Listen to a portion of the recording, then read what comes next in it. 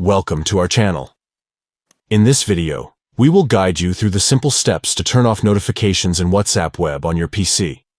By following these instructions, you can easily manage your notification settings and enjoy a distraction-free WhatsApp Web experience. Step 1. Open WhatsApp Web. To begin, open your preferred web browser and navigate to web.whatsapp.com. Step 2. Access site information. Once WhatsApp Web is loaded, look for the web address at the top of your browser. Next to it, you will find a small icon.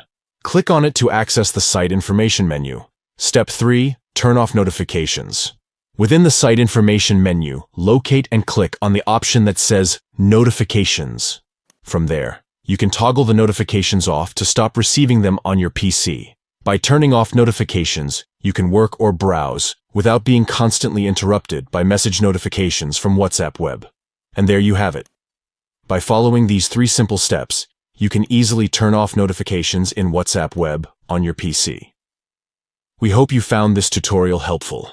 If you did, please give this video a thumbs up and subscribe to our channel for more useful tips and tutorials. Thank you for watching.